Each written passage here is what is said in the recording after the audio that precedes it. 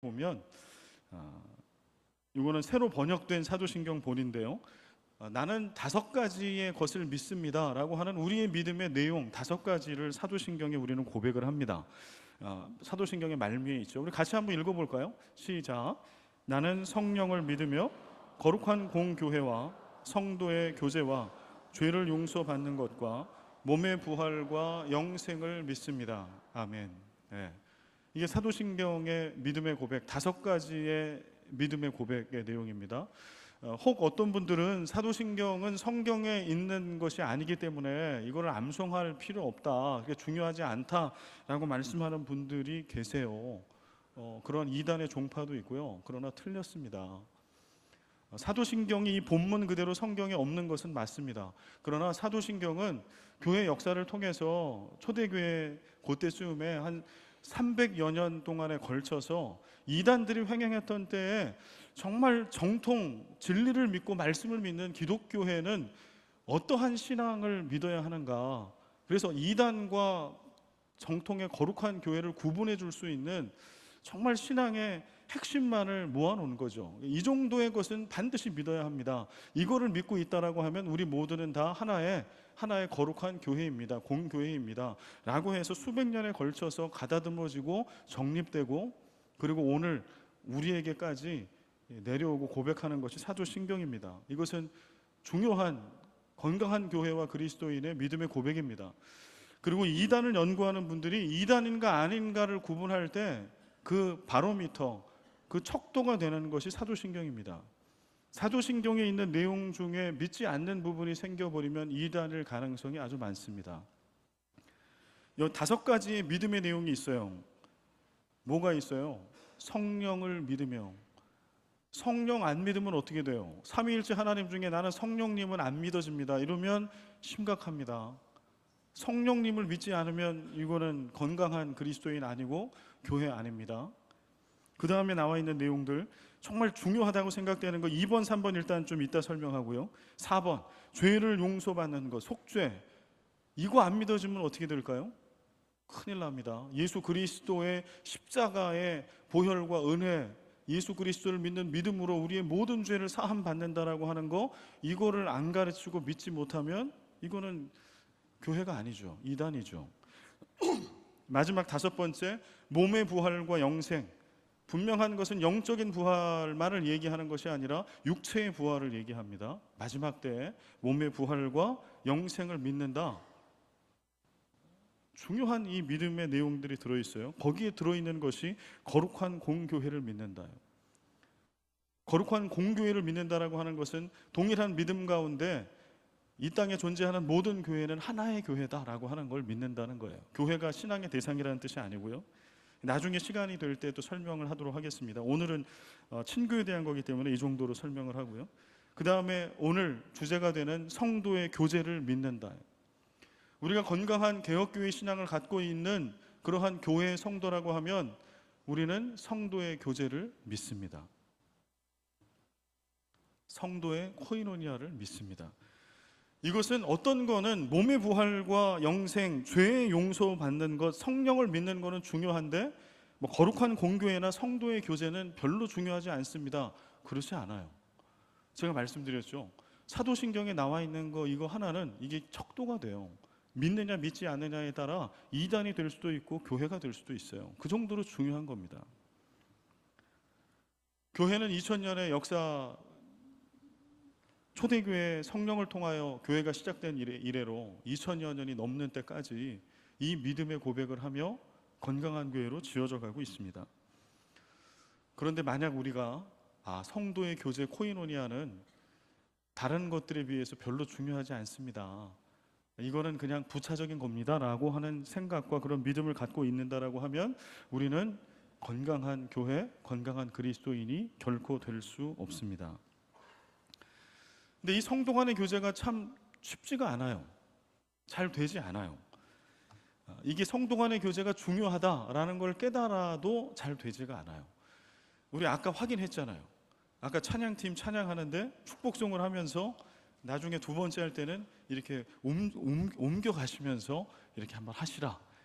그랬더니 저만 약간 미친 사람처럼 혼자 막 다니고 있더라고요, 이렇게. 근데 이게 자연스럽죠.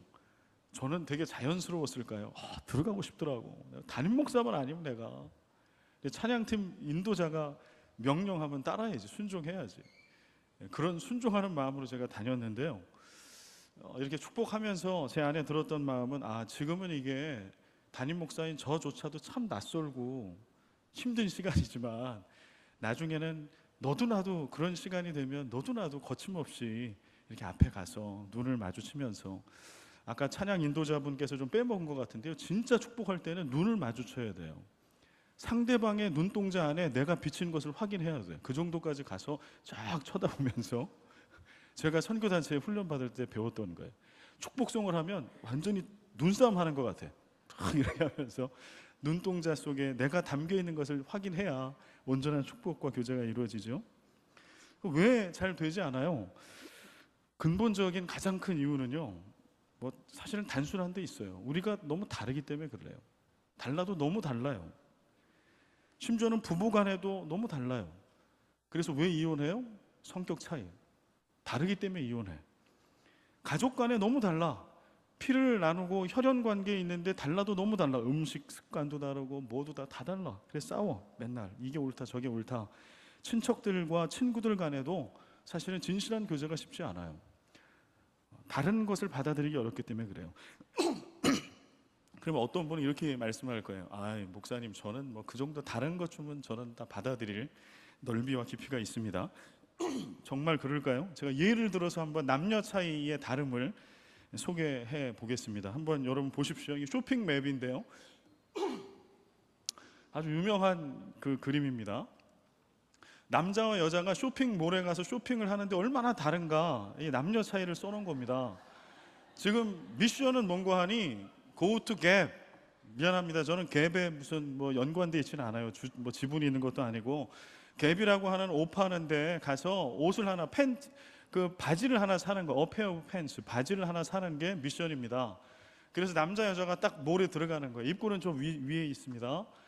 근데 먼저 빨간 거 볼까요? 이게 여성들의 동선입니다. 갭은 직진해서 좌회전 한번 딱 하면 있어요. 그런데 아주 고의적, 의도적으로 우측으로 세죠. 그리고 모든 매장을 다 휩쓸고 맨 마지막에 갭을 갑니다. 그리고 오른쪽 아래 보면 피메일, 시간이 팬츠 하나 사는데 얼마 걸렸어요? 3시간 26분. 백화점을 100바퀴 돌 때 걸리는 시간입니다. 백화점은 100바퀴 돌아야 되기 때문에 백화점이죠. 역시 수준이 있어서. 백화점은 그래서 백화점이에요. 100바퀴는 돌아야 쇼핑이 이루어지기 때문에. 그리고 비용이 875불인가 6불인가? 바지가 그렇게 비싸요. 바지뿐만 아니라 바지 이외에 산 것들이 훨씬 더 많기 때문에 그렇죠. 어제 바자회 하는데 제 아내를 보니까 저게 마음에 확 와닿습니다. 필요한 것만 사면 되는데 가서 엉뚱한 곳에서 계속 기웃거리고 갖고 온 거 보면 엉뚱한 것들이 상당히 많이 있더라고요. 근데 남성은 어때요? 남성, 저는 이거 보면서 저도 이러거든요. 남자는 그냥 딱 가면 갭에 가서 바지 사. 그러면 어떻게 해요? 그냥 바로 가죠. 갭으로 바지 딱 사요. 걸리는 시간 6분, 비용 바지값 33불 끝. 우리는 남자로 여자로 우리가 원해서 태어난 게 아니에요. 우리 남녀 차이라고 할 때 다 안다고 생각해요. 그것 때문에 교제가 잘 안 되고요. 이성 교제가. 그것 때문에 부부간에 트러블이 생겨요. 남녀 차이만 알아도요, 부부싸움이 많이 줄 겁니다. 하물며 남녀 차이뿐만 아니라 신앙의 색깔도 다르고 정도도 다르고, 우리가 이곳에 오기 전에 겪어오고 자라온 살아온 배경이 너무 다른 우리들이 한 교회에 다닌다고 해서 그게 서로가 교제가 이루어질까요? 쉽지가 않죠. 그리고 교회는 자발적인, 강제적인 그런 집단이 아니에요. 아주 자발적인 곳입니다. 그러니까 나랑 좀 다르고 틀린데 내가 굳이 그와 교제를 할 이유가 없어요, 교회는. 그래서 우리는 피합니다. 내지는 신앙의 이름으로 점잖게 포장합니다. 우리는 예배 중에 성도 간의 교제를 합니다. 오늘 이 예배 중에 여러분 성도 간의 교제를 좀 하고 있으십니까? 같은 예배 공간에 앉아서 나는 하나님과 나만 있다고 생각하고 옆에 누가 앉았는지, 찬양대의 찬양이 어떠한지, 오늘 함께 예배하는 예배 자리에 나온 누군가 가족이 일주일 동안 어떤 삶의 자리에서 어떤 고난과 기도의 제목을 가지고 살았는지 무관심한 상태에서 하나님 말씀하십시오, 나는 듣겠습니다 라고 한다고 해서 이 예배가 성령 충만한 살아있는 예배가 될 수 없어요. 온전한 성도 간의 교제가 우리 가운데 일어나야 할 겁니다. 코이노니아, 우리말로 교제, 사귐이라고 번역이 되는데요, 코이노니아는 헬라어 단어인데요, 여기서 나온 단어가 영어 단어가 있어요. 커뮤니티라고 하는 단어입니다. 커뮤니티가 뭐를 커뮤니티라고 그러죠? 물론 지역사회 이런 말도 있지만 공동체를 얘기할 때 커뮤니티라고 합니다. 하나됨이죠. 코이노니아를 잘 설명하는 단어 같습니다. 고린도전서 10장 16절에 보면 코이노니아, 헬라어로 코이노니아라고 하는 단어가 등장합니다. 우리 같이 한번 읽어볼까요? 우리 필리핀어 분들은 영어로 읽으시면 되겠습니다. 우리 같이 한번 읽습니다. 시작. 우리가 축복하는 바 축복의 잔은 그리스도의 피에 참여함이 아니며 우리가 떼는 떡은 그리스도의 몸에 참여함이 아니냐. 아멘. 여기 그리스도의 피에 참여함, 그리스도의 몸에 참여함 할 때 참여함이라고 하는 단어가 헬라어 성경에는 코이노니아라고 써 있어요. 예수 그리스도의 살과 피에 참여하는 거, 이게 친교, 이게 교제라고 얘기합니다. 나의 나된 거 가지고는 결코 주님과 하나 될 수 없죠. 그런데 그 주님께서 친히 인간이 되지 않으셔도 되는 그 주님께서 친히 인간의 몸을 입고 이 땅에 오셔서 성육신 하셔서 나를 찾아오시고 나를 위해 살을 내어주시고 피를 흘려주심으로 그 생명을 내어주셔서 오늘 우리가 그리스도의 살과 피, 그 생명에 참여함이 되었어요. 하나가 되었어요. 커뮤니티가 되었어요. 이게 코이노니아입니다. 남녀 차이가 있고 서로 간에 자라는 배경이 있고 신앙의 정도가 다르고 소득과 지식의 정도가 달라서 도저히 교제하고 친교할 이유가 하나도 없는 우리들이지만, 그러나 코이노니아에 우리가 교제할 수 있는 근거는 바로 예수 그리스도께서 이 땅 가운데 나를 찾아오시고 십자가에 피 흘리시고 죽으시고 부활하심을 통해 우리와 하나 되셨다라고 하는 그 사실이 있어요. 로마서 15장 26절 말씀에 보면 또 코이노니아라고 하는 단어가 나오는데요, 이는 마게도냐와 아가야 사람들이 예루살렘 성도 중 가난한 자들을 위하여 기쁘게 얼마를 연보하였음이라. 여기 연보하다라고 하는 단어가 헬라어 성경에 보면 코이노니아라고 쓰여져 있어요. 이거는 또 코이노니아의 의미, 친구의 의미를 또 하나 알 수 있어요. 가난한 자가 있을 때 교제가 이루어질 때는 언제 교제가 이루어져요? 가난함에 동참할 때요. 그가 가난한 상태에 있을 때는 그의 가난함에 나도 함께 가난함으로 동참하는 거예요. 그래서 내가 갖고 있는 것을 함께 나누어 주는 거예요. 그게 코이노니아예요. 그게 교제라고 얘기해요. 마음이 아픈 자가 있으면 함께 가서 울어주는 거예요. 슬픔을 함께 나누는 거예요. 기쁜 자가 있으면 함께 가서 함께 웃어주는 거예요. 기쁨을 함께 하는 거예요. 그것이 성경에서 얘기하는 교제입니다. 정말 교회다운 교회가 되기 위해서 이 코이노니아가 있어야 한다라고 우리는 2000년 동안 믿음의 고백을 해왔어요. 교회는. 이 시간에 우리 좀 냉철하게 우리를 돌아보았으면 좋겠습니다. 여러분 가운데, 여러분의 믿음 가운데 이러한 성도 간의 아름다운 코이노니아가 있으십니까? 이 풍성함의 나눔이 있으십니까? 이런 교제가 있으십니까? 종교개혁 500주년을 앞두고 한국교회를 바라보면 참 이런 표현이 어떨지 모르겠지만 가관도 아닙니다.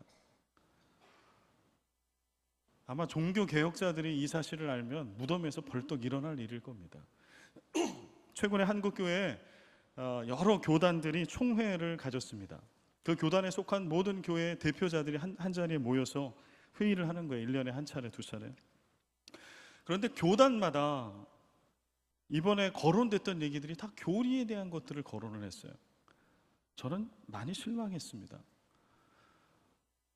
교회가 망조가 될 때 나타나는 현상이 뭔고 하니 교리 싸움을 하는 거예요. 이게 옳다 저게 옳다. 심지어는 건강한 개혁교회 전통 가운데 있는 교회 안에서 어떠한 교단에 속한 신학자가 어떠한 신학의 다른 이단이 아니고 다른 신학을 따르고 있는 교단을 폄하하면서 이단에 가깝다 이런 얘기를 한 일도 최근에 발표가 됐어요. 그러니까 또 그 교단에 속한 목회자들이 난리가 났어요. 그러면 우리가 이단이 아니라 그 말을 한 너희가 이단이다 이러고 있어요. 그럴 때 교회는 성도 간의 진정한 코이노니아가 사라지고 그 아름다운 사랑의 교자가 사라져버리는 냉랭하고 껍데기만 남아있는 기계와 같은 교회만 남습니다. 옳고 그름만 남아있는, 그래서 교리 다툼만 하고 있는 그러한 껍데기만의 교회만 남습니다. 그래서 오늘 이 친교에 대한 이 말씀 여러분 잘 마음에 새기시고요. 정말 우리 교회가 이 자리에 있는 여러분부터 나부터 시작해서 예수님께서 하셨던 그 아름다운 친교가 우리로부터 흘러가 하나님의 나라가 시작될 수 있기를 간절히 소원합니다. 성경 중에 친교를 코이노니아를 가장 잘 했던 한 사람이 있어요. 인류 역사를 통해서 이 코이노니아를 정말 잘하셨던 한 분이 있어요. 누굴까요? 예수 그리스도, 예수님. 예수님은 코이노니아 친교의 모델입니다. 예수님이 어느 정도 그 코이노니아를 잘하셨는고 예수님에 대한 세상에 평가가 있어요. 마태복음 11장 19절에 예수님에 대해서 이렇게 평가합니다. 인자는 와서 먹고 마심에 말하기를 보라 먹기를 탐하고 포도주를 즐기는 사람이요 세리와 죄인의 친구로다 하니, 예수님의 공생애 동안에 예수님 정말 잘하시고 심혈을 기울였던 거는 밥 먹는 거예요. 포도주 마시는 거예요. 누구랑? 아무나랑 차별 없이, 특별히 누가 만나주지 않고 친구해주지 않는 그 시대의 왕따들과 예수님은 식사를 하셨어요. 바리새인, 서기관, 세리, 창기, 그리고 각종 죄인들, 예수님 친히 그들을 찾아가셨습니다. 율법주의에 가득 차 있었던 예수님 시대에 어느 누구도 지금 제가 언급한 이런 사람들과 쉽게 친구하려고 하지 않았습니다. 그러나 예수님은 친히 찾아가셨고 그들을 그 식탁에 초대하셨고 같이 허물 없이 밥을 먹었고, 그래서 바리새인들과 서기관들이 예수님을 공격할 때 썼던 거잖아요. 왜 이런 죄인들과 함께 식사를 하냐, 정결 예법에 벗어난다, 너 유대인 아니냐, 그런 모함과 욕을 받으시면서도 예수님이 힘썼던 것은 교제하는 거예요. 차별 없이 밥상 공동체 가운데 교제하는 거예요. 성경 말씀 속에 친교 코이노니아를 가장 잘 설명하고 있는 성경 구절, 이거는 어느 책에도 제가 보지 못했는데요. 이게 제가 이 말씀을 준비하고 이쪽에 이렇게 설교 준비하면서 이 말씀이다 딱 떠오른 말씀이 딱 하나 있었어요. 로마서 12장 15절 같이 한번 읽어볼까요? 시작. 즐거워하는 자들과 함께 즐거워하고 우는 자들과 함께 울라. 이 말씀처럼 성경에 친교 코이노니아를 잘 설명하고 있는 말씀이 또 있나? 여러분 있으면 저한테 좀 알려주세요. 즐거워하는 자들과 함께 즐거워하고 우는 자들과 함께 우는 거예요. 이런 그리스도인이 필요합니다. 이런 새 생명 가족이 필요합니다. 말세의 때는 복음서에 보면 뭐라고 얘기하는 거 하니, 아무리 즐거운 일이 있어도 춤추지 않아, 아무리 슬픈 일이 있어도 울지 않아. 이게 말세의 징조 중에 하나예요. 여러분, 교회 공동체, 신앙 공동체는 절대 그래서는 안 됩니다. 함께 웃어야 합니다. 함께 울어야 합니다. 기쁘고 복된 일이 있을 때 박수 쳐줘야 합니다. 슬플 때 함께 안아줘야 합니다. 우리는 어떻게 성도의 교제, 친교가 풍성한 그러한 건강한 교회가 될 수 있을까요? 예수 그리스도 안에 있을 때 가능합니다. 예수 그리스도 안에 있을 때. 그리고 예수 그리스도 안에서 우리는 어떠한 다름도 차이도 차별도 없는 똑같은 존재라고 하는 사실을 믿을 때 친교 코이노니아는 그때 비로소 가능합니다. 두 가지를 우리가 시인해야 돼요. 하나는 뭔가 하니 예수 그리스도 안에 머물면 두 가지가 보여. 뭔가 하니 첫 번째는 이거예요. 우리 모두는 예수 밖에서 똑같이 형편없는 죄인들이다 라고 하는 게 보여요. 예수님 안에 있을 때 이게 비로소 보여. 예수 그리스도 밖에서 똑같이 우리는 형편없는 죄인들입니다. 나는 누구는 어떤 대학 나왔다고 아무 소용없어요. 저는 잘 모를 때에 부목사를 했던 그때예요. 정말 잘 사는 분들은 고민이 많지 않을 거라고 생각했어요. 정말 좋은 강남에 사시는 분들 계시잖아요. 이런 분들은 고민이 없지는 않겠으나 많지는 않을 거라고 생각했어요. 그러나 제가 목회를 하면서 정말 잘 사는 분들을 신방하고 만나고 교제하면서 이들이 갖고 있는 고민이 훨씬 더 커. 훨씬 더 치명적이에요. 겉모습만 보고서 생각할 문제가 아니더라고요.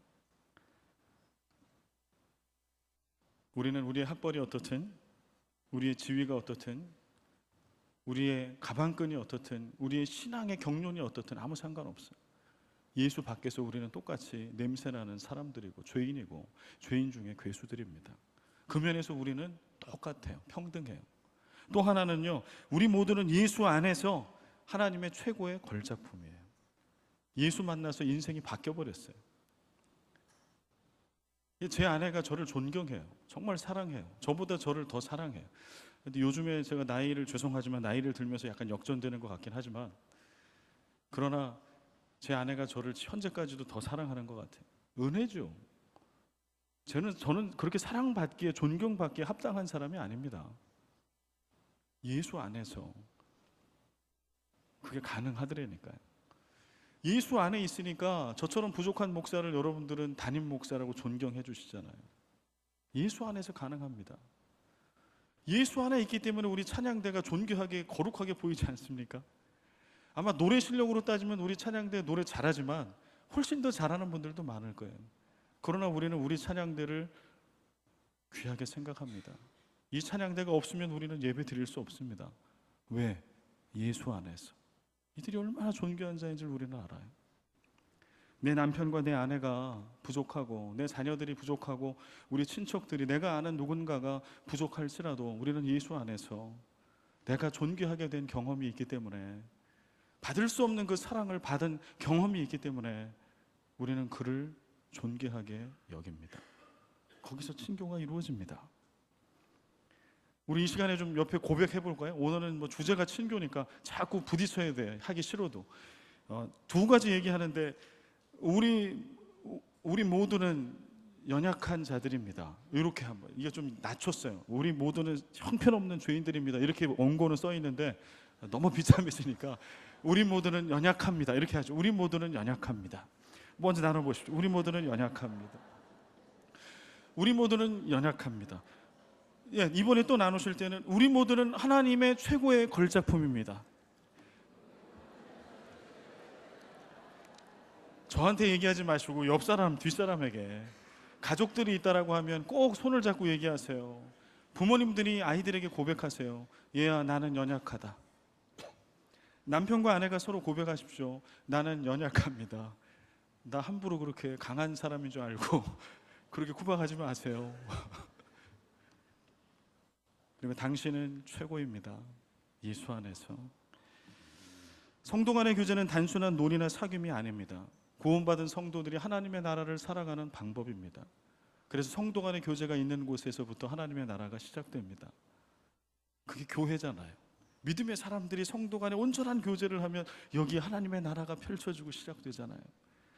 그리스도인이 살고 있는 그 마을에, 그 동네에 그리스도인이 있다라고 하면 그 성도 간의 교제가 그를 통하여 믿지 않는 이웃들과 세상을 향해 흘러가잖아요.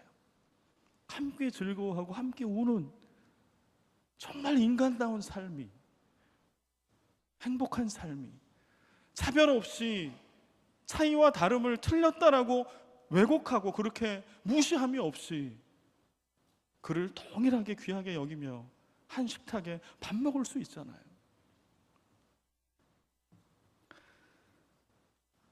그리스도 예수 안에 있을 때 우리는 그 전에 할 수 없는 것을 할 수 있게 돼요. 오늘 본문 말씀 16절에 보면 그가 우리를 위하여 목숨을 버리셨으니 우리가 이로써 사랑을 알고 우리도 형제들을 위하여 목숨을 버리는 것이 마땅하니라. 그리스도 예수 안에 있으면 희생하는 사랑, 섬기는 사랑이 가능해져요. 이런 교제가 가능해져요. 여러분, 그런 사랑을 받아보신 적 있지 않으세요? 저는 많이 받아봤어요. 교회 안에 희생하는 사랑, 섬기는 사랑. 제가 그 전에 한번 나눈 적이 있었던 것 같은데 또 나눌게요. 제가 부목사 때 제가 교만에 아주 정점에 있었어요. 칭찬을 많이 받았거든요. 제가 맡은 부서가 잘 됐거든요. 한 10년을 한 교회에 있으면서 정말 이 칭찬 저 칭찬을 많이 받았어요. 그래서 제가 진짜 잘난 줄 알았어요. 그리고 첫 담임 목회 가갖고 완전 실패했어요. 완전 만신창이가 돼서 깨졌어요. 목회적으로도 제 개인적으로도 제가 제 자신이 용납이 안 되더라고. 야, 문영채 목사 너 이거밖에 안 됐냐? 성도들은 깨어진 교회에서 신음하고 아파하는데 첫 대신방 갔는데 그 전 교회에서는 딱 신방 끝나면 모두 이렇게 봉투도 주고 맛있는 식사도 대접해 주시고 존경 어린 눈빛으로 저를 쳐다보시고, 그런데 제가 담임 목사로 갔는데 아무것도 없네. 제 마음속에 그 생각이 들었어요.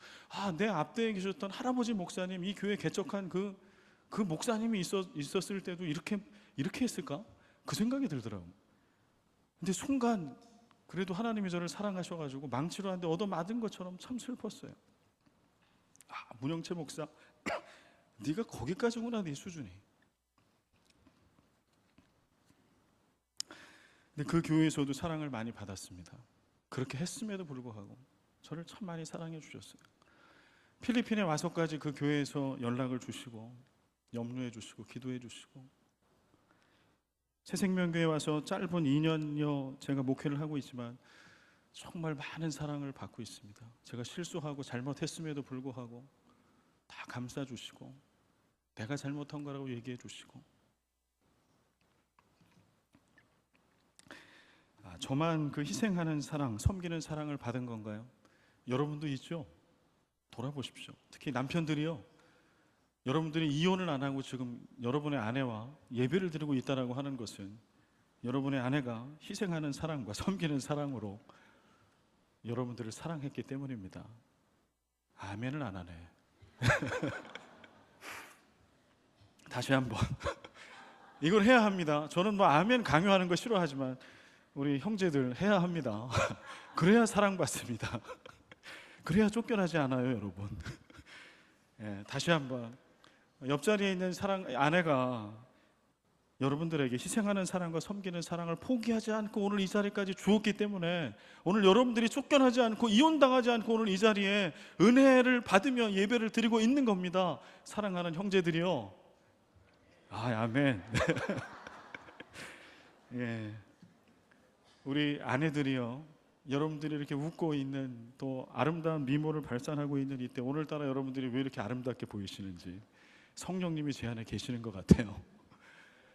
여러분들이 아멘이죠. 여러분들이 그렇게 아름다울 수 있는 거는요, 부족할지 모르지만 여러분의 남편과 여러분의 자녀들이 여러분을 사랑하기 때문에 그렇습니다. 아멘 하셔야 됩니다. 우리는 의식하지 못하고 있는 거죠. 사실은 이 희생하는 사랑, 섬기는 사랑을 예수 그리스도로부터, 사랑하는 남편과 아내로부터, 우리 교회 안에 있는 수많은 교우들로부터 받고 있어요. 그래서 오늘 이 자리에 우리가 있는 겁니다. 이제 우리도 예수 그리스도 안에서 그러한 사랑을 흘려보내는 참다운 교제를 할 수 있어야 하지 않을까요? 그가 나랑 달라도, 아까 쇼핑맵 봤잖아요. 너무 달라도 그 아내를 사랑하고, 너무 달라도 내 옆자리에 있는 권사님, 집사님, 장로님을 사랑하고 인정하고 존경하고. 오늘 본 말씀 17절에 보면은요, 그 예수 안에 있을 때 우리가 할 수 없는 것을 또 하게 되는데 뭘 할 수 있는 거 하니 구체적인 사랑, 진실한 사랑을 할 수 있게 돼요. 17절 18절, 누가 이 세상의 재물을 가지고 형제의 궁핍함을 보고도 도와줄 마음을 닫으면 하나님의 사랑이 어찌 그 속에 거하겠느냐. 자녀들아, 우리가 말과 혀로만 사랑하지 말고 행함과 진실함으로 하자.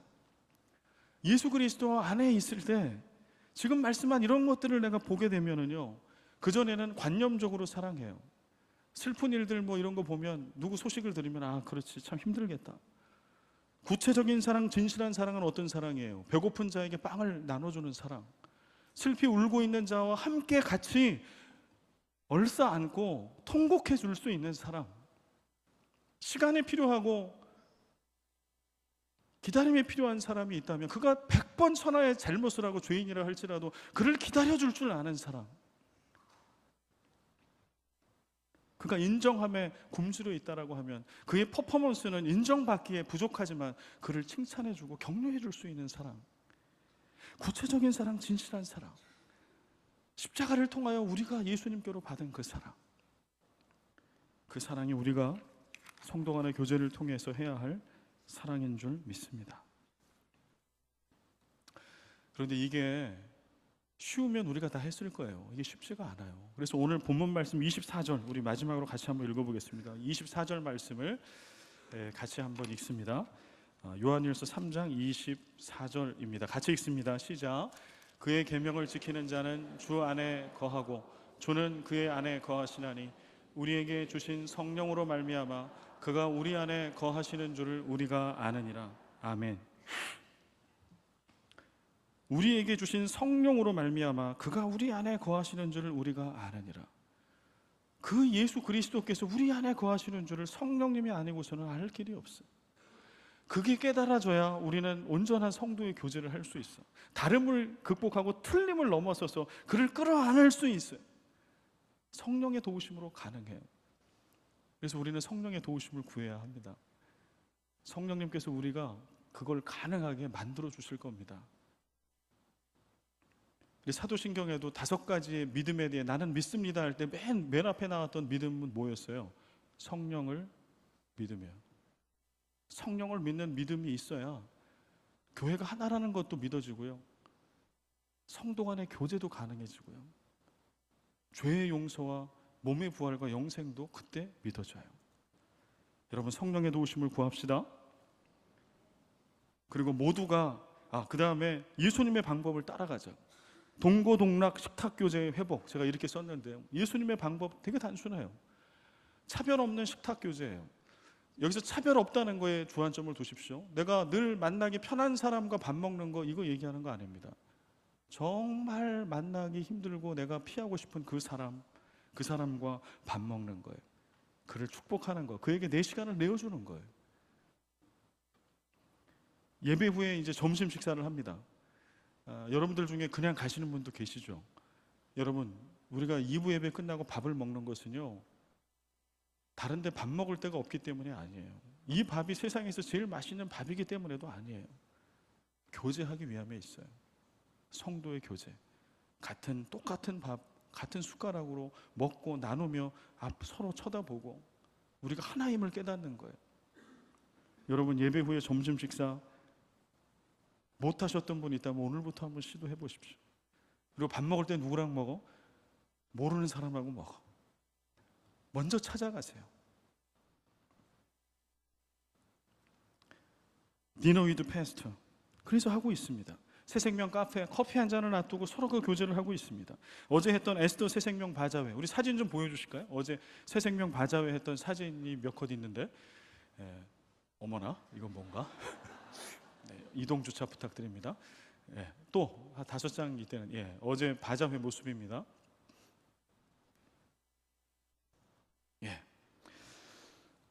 제가 어제도 바자회 시작할 때 말씀드렸어요.